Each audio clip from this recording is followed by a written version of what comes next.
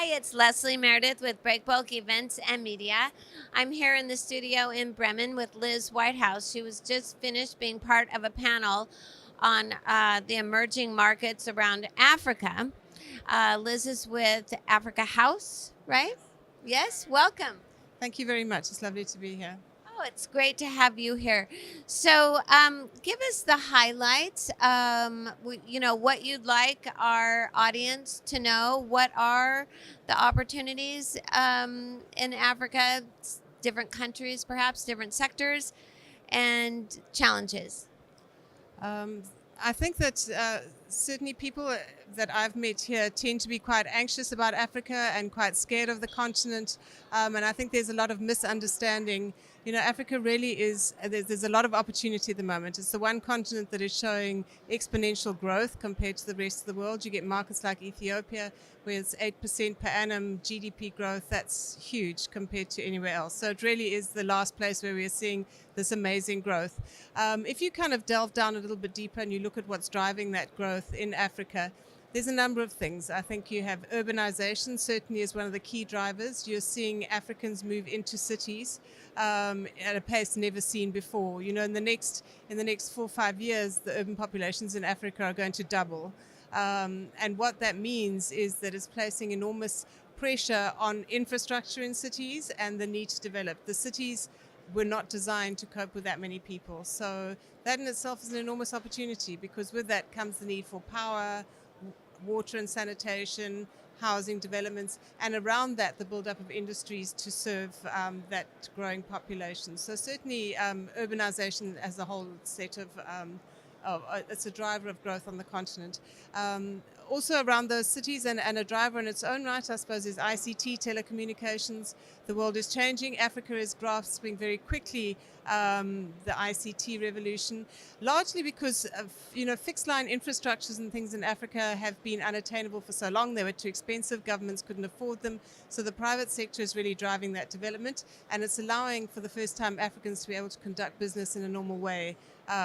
Using technology. Although people think that maybe we're a bit of a dark continent, there's an enormous amount happening. The technology hubs and developments in East Africa and in Ghana, Nigeria particularly, people like Microsoft putting a lot of money into the continent to develop that talent and take Africa forward.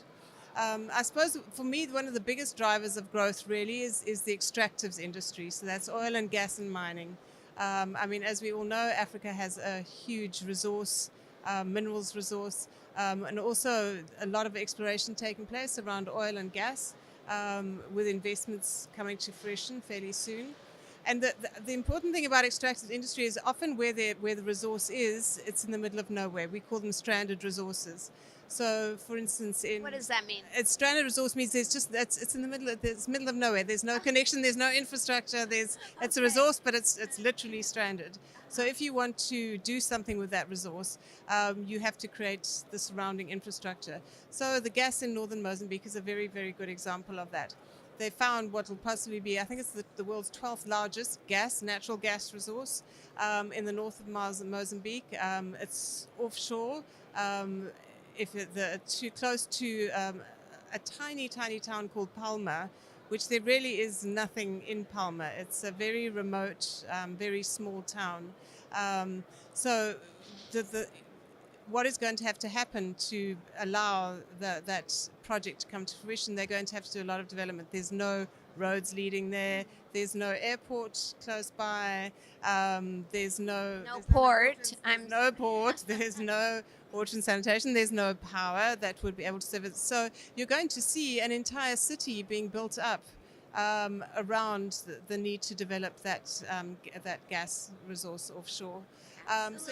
The opportunities that come from those kind of what we call stranded resources and development of those resources are absolutely extraordinary. You don't see that level of development anywhere else in the world.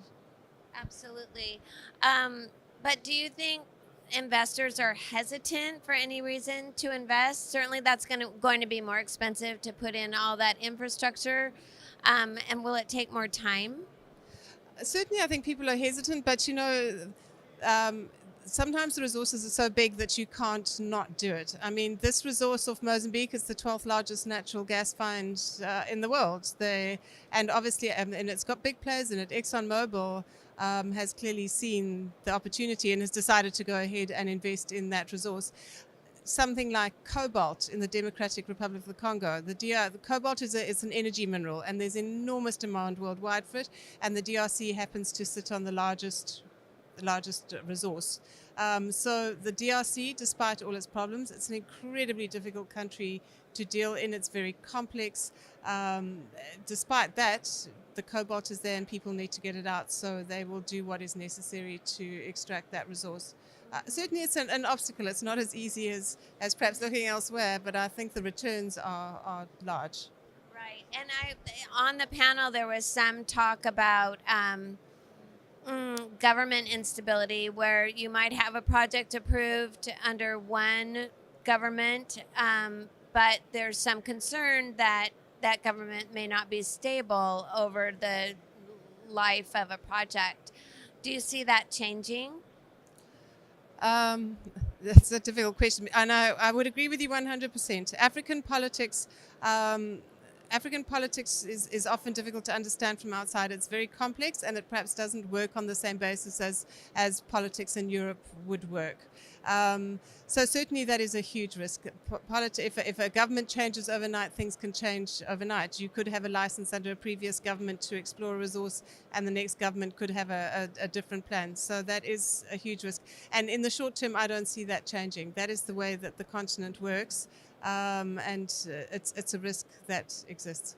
Right, absolutely. Part of that risk management when you're looking at investment. Thank you so much for sharing this with us. Thank you very much.